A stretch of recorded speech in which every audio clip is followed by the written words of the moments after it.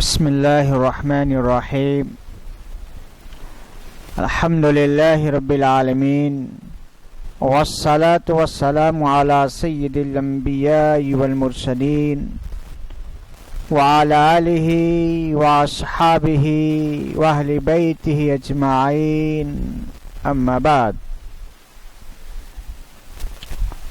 فأعوذ بالله من الشيطان الرجيم. بسم الله الرحمن الرحيم.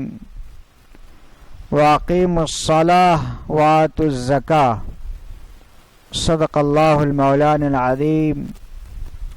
اللهم صل على سيدنا محمد وعلى آل سيدنا محمد وبارك وسلم. آج زکوٰۃ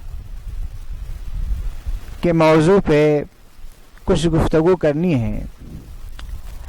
عام طور سے مسلمان رمضان کے مہینے میں زکوٰۃ ادا کیا کرتے ہیں، اور یہ سلسلہ صحابہ کرام سے ہی چل رہا ہے کہ تقریباً ادوار میں رمضان کے مہینے میں مسلمانوں کے اندر زکوٰۃ نکالنے کا ایک عمومی رواج ہے. زکوٰۃ اسلام کے بنیادی 5 ارکان میں سے ایک اہم رکن ہے اور دین کے بنیادی ستون میں سے ایک اہم ستون ہے. لیکن زکوٰۃ ہر شخص پر واجب نہیں ہے اور ہر مال میں واجب نہیں ہے. زکوٰۃ کے واجب ہونے کے کچھ شرائط ہیں، کچھ اس کے اصول اور ضابطے ہیں. آج اس پروگرام میں زکوٰۃ سے متعلق سارے مسائل کا احاطہ کرنا تو ممکن نہیں ہے. چند اہم اور ضروری مسائل کو بیان کرنے کی کوشش کی جائے گی. سب سے پہلی بات تو یہ ہے کہ زکوٰۃ ایک عبادت ہے، اور عبادت یہ مسلمانوں پر واجب ہوا کرتی ہے. لہذا زکوٰۃ کے واجب ہونے کے لیے، فرض ہونے کے لیے مسلمان کا ہونا ضروری ہے. دوسری بات، زکوٰۃ کے فرض ہونے کے لیے یہ بھی ضروری ہے کہ عاقل و بالغ ہو. چونکہ زکوٰۃ عبادت ہے اور عبادت جو واجب ہوتی ہے وہ بالغوں پر واجب ہوتی ہے، نابالغوں پر واجب نہیں ہوتی ہے. لہذا زکوٰۃ بالغ افراد پر، چاہے وہ مرد ہو یا عورت ہو، اس پر واجب ہوگی. نابالغ پر یا مجنون پر زکوٰۃ واجب نہیں. لہذا اگر کسی بچے کے پاس جائیداد ہو یا ماں باپ نے اس کو 7.5 تولہ سے زیادہ سونا دلا دیا ہو، یا اس کے پاس ہدیہ اور تحفے کی بہت ساری رقم آ گئی ہے جو نصاب کے بقدر ہو جائے، تو جب تک کہ وہ بچہ نابالغ ہے اس پر زکوٰۃ واجب نہیں ہوگی. نہ اس پر واجب ہوگی اور نہ اس کے سرپرستوں پر اس رقم کی زکوٰۃ واجب ہوگی. اسی طرح مال سے متعلق یہ ضروری ہے کہ اس مال پر زکوٰۃ واجب ہوگی جس پر انسان کو کامل ملکیت حاصل ہو، جس کا کہ انسان مکمل طور پر مالک ہو. مثلا اگر کسی آدمی نے کسی ضرورت کے لیے کسی سے 1 لاکھ روپے قرض لیا، اس کے پاس 1 لاکھ روپے ہے لیکن اس پر زکوٰۃ واجب نہیں ہوگی، اس لیے کہ وہ قرض لی ہوئی رقم ہے، وہ تو واپس کرنا ہی کرنا ہے.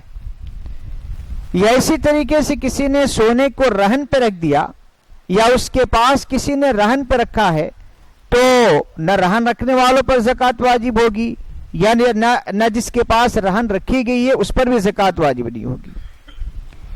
دوسری بات یہ ہے کہ وہ رقم انسان کی بنیادی ضرورتوں سے زائد ہو. مثلا ایک آدمی کے پاس 25,000 روپے ہے لیکن وہ رکھا ہے گھر کے کرایہ دینے کے لیے، لائٹ کا بل دینے کے لیے، پانی کا بل دینے کے لیے، 1 مہینے کے راشن لانے کے لیے، تو اس پر زکوٰۃ واجب نہیں ہوگی، اس لیے کہ بنیادی ضرورتوں میں شامل ہے. اسی طرح استعمالی چیزیں اس پر زکوٰۃ واجب نہیں ہوتی ہے۔ رہائشی مکانات چاہے ایک ہو یا ایک سے زائد ہو، اس پر زکوٰۃ واجب نہیں ہوگی۔ استعمالی کپڑے، اس پر زکوٰۃ واجب نہیں ہوگی۔ ایک آدمی کے پاس ایک سے زائد گاڑی ہے، اس پر زکوٰۃ واجب نہیں ہوگی۔ اسی طرح مال سے متعلق ایک شرط یہ ہے کہ وہ مال نامی ہو۔ مال نامی کا مطلب یہ ہوتا ہے جو اپنے موجودہ حالت میں اس لائق ہو کہ اس کے ذریعے سے معاشی بڑھوتری ہوتی ہو۔ مثلا آپ نے ایک پلاٹ خریدا بیچنے کی نیت سے، تو وہ دن بدن اس کی قیمت بڑھتی چلی جائے گی، وہ مال نامی ہے۔ سونا اگر آپ کے پاس ہے تو سونا کے اندر بھی بڑھوتری کی صلاحیت ہے کہ اس کی قیمتیں بڑھتی چلی جائیں گی۔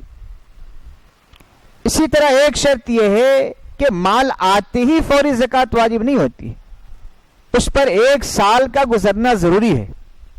مثلا آپ فرض کیجئے کہ رمضان کی پہلی تاریخ کو آپ کے پاس 2 لاکھ روپے آ گئے اور آپ صاحب نصاب ہو گئے۔ پہلی مرتبہ آپ کے پاس 2 لاکھ روپے آیا اور آپ صاحب نصاب ہو رہے ہیں۔ اب اس درمیان میں اس رمضان سے لے کر آئندہ رمضان تک اس 2 لاکھ میں کمی بیشی ہوئی تو اس کا کوئی اعتبار نہیں ہوگا۔ پھر آئندہ سال کے رمضان کی پہلی تاریخ کو دیکھا جائے گا کہ اگر آپ کے پاس اتنی رقم ہے تو اس پر زکوٰۃ واجب ہوگی۔ لیکن ہر مال پہ زکوٰۃ واجب سال گزرنا ضروری نہیں ہے۔ مثلا آپ کے پاس رمضان کی پہلی تاریخ کو 2 لاکھ روپے تھے، لیکن رمضان آنے سے 1 مہینہ پہلے مزید 1 لاکھ روپے آ گئے، تو یہ 1 لاکھ اس 2 لاکھ روپے میں جا کر ضم ہو جائے گا۔ اس 1 لاکھ پہ الگ سے سال گزرنے کی ضرورت نہیں ہوگی، بلکہ اب آپ پر 3 لاکھ کی زکوٰۃ دینی پڑے گی۔ اسی طرح شریعت نے اموال زکوٰۃ کی بھی تعین کر دی ہے۔ ہر مال میں زکوٰۃ واجب نہیں ہے، بلکہ شریعت نے ان اموال کی تعین کر دی ہے جس پر زکوٰۃ واجب ہوتی ہے۔ اس میں سے پہلی چیز معدنی اشیاء، جیسے کہ سونا ہے، چاندی ہے، کرنسی ہے، سامان تجارت ہے، جانور ہے اور زمینی پیداوار ہے۔ یہ شریعت کی طرف سے باضابطہ تعین کر دی گئی ہے کہ انہی چیزوں میں زکوٰۃ واجب ہوگی۔ سب سے پہلی چیز سونا ہے کہ سونے پر زکوٰۃ واجب ہوتی ہے۔ سونا خواہ بسکٹ کی شکل میں ہو یا برتن کی شکل میں ہو یا زیورات کی شکل میں ہو، باہر صورت اگر وہ نصاب کے بقدر ہے تو اس پر زکوٰۃ واجب ہوگی۔ اور سونے کا نصاب 7.5 تولہ سونا ہے۔ 7.5 تولہ سونا سے مراد 87 گرام 479 یعنی 479 ملی گرام ہوتا ہے۔ اصل میں شرعی تولہ میں اور گورنمنٹ کے تولہ میں تھوڑا سا فرق ہے۔ گورنمنٹ کا جو تولہ اس وقت پوری دنیا میں رائج ہے وہ 10 گرام کا ہے، لیکن شرعی تولہ تقریباً 11 گرام 650 ملی گرام کا ہے تقریباً۔ اسی وجہ سے 87 گرام 480 ملی گرام یعنی 479 ملی گرام اگر کسی کے پاس سونا ہے تو وہ صاحب نصاب سمجھا جائے گا، اس پر زکوٰۃ واجب ہوگی، اس کے لیے زکوٰۃ کا لینا حرام ہو جائے گا۔ یہ سونے کا نصاب ہے۔ بعض علماء کے نزدیک اور خاص طور سے ہمارے علماء اور مفتیان جامع نظامیہ یا جنوبی ہند کے جو علماء ہیں ان کے پاس نصاب اس سے بھی تھوڑا کم ہے۔ چاندی کا نصاب 52.5 تولہ ہے۔ 52.5 تولہ سے مراد 612 گرام 75 ملی گرام۔ اس کے بقدر اگر کسی کے پاس چاندی ہے تو وہ صاحب نصاب ہوگا، اس پر زکوٰۃ دینی پڑے گی۔ اور میں نے عرض کیا کہ سونا اور چاندی خواہ کسی بھی شکل میں ہو، سکے کی شکل میں ہو، زیور کی شکل میں ہو، برتن کی شکل میں ہو، کسی اور شکل میں ہو، بعض صورت زکوٰۃ واجب ہوگی۔ بعض علماء کے نزدیک زیورات پر، استعمالی زیورات پر زکوٰۃ واجب نہیں ہوتی ہے، لیکن یہ بات قرآن و حدیث کے لحاظ سے بہت مضبوط نہیں ہے۔ قرآن و حدیث میں مطلق سونے اور چاندی پہ زکوٰۃ کو واجب قرار دیا گیا ہے، اور ہے عبداللہ بن عمر رضی اللہ تعالیٰ عنہ کی روایت ہے کہ نبی علیہ الصلوۃ والسلام کی خدمت میں خاتون آئی، ان کے ساتھ ان کی بیٹی بھی تھی، جن کے یعنی 2 موٹے کنگن تھے ان کے پاس پہنی ہوئی تھی۔ آپ صلی اللہ علیہ وسلم نے ارشاد فرمایا کہ کیا تم اس کی زکوٰۃ ادا کرتی ہو؟ اس خاتون نے کہا نہیں، میں اس کی زکوٰۃ ادا نہیں کرتی ہوں۔ تو آپ نے فرمایا کہ کیا تم اس بات کو پسند کرو گی کہ قیامت کے دن اس کو آگ کا کنگن بنا کر تجھے پہنایا جائے؟ اس نے کہا نہیں یا رسول اللہ، اور پھر اس نے اس کی زکوٰۃ ادا کری۔ تو باضابطہ احادیث میں استعمالی زیورات میں زکوٰۃ کا حکم رسول اللہ صلی اللہ علیہ وسلم نے دیا ہے، اس لیے سونے اور چاندی کے زیورات پر بھی زکوٰۃ واجب ہے اور زکوٰۃ نکالنی چاہیے اور اس پر بہت زیادہ اہتمام کرنی چاہیے۔ اب یہ مسئلہ یہ ہے کہ سونے اور چاندی کے زیورات میں قیمت خرید کا اعتبار ہوگا یا قیمت فروخت کا؟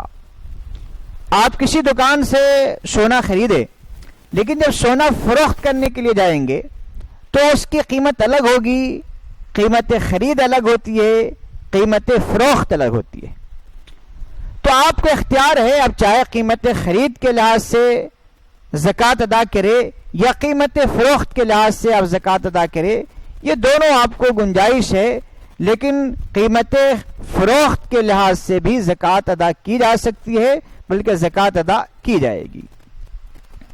ایک مسئلہ یہ ہے کہ سونے اور چاندی کی قیمتوں میں فرق ہوتا ہے۔ بعض لوگ ہندوستان کے رہنے والے ہوتے ہیں لیکن دیگر ممالک میں رہتے ہیں، وہاں سونے کی قیمت کچھ الگ ہوتی ہے اور ہندوستان میں کچھ الگ ہوتی ہے، بلکہ بسا اوقات تو شہروں کے اختلاف سے بھی قیمت میں تھوڑا بہت فرق پڑ جاتا ہے۔ تو ایسی صورت میں آدمی جہاں بھی ہے وہاں پہ اس شہر میں سونے اور چاندی کی کیا قیمت ہے، اس قیمت کے لحاظ سے زکوٰۃ ادا کی جائے گی۔ اور اس کا طریقہ یہ ہے کہ آپ سونے کی قیمت لگائے، سونے کی قیمت لگانے کے بعد 15% یا 20% اس میں سے مائنس کر لیجئے، مائنس کر لینے کے بعد 2.5% کے لحاظ سے آپ زکوٰۃ ادا کیجئے۔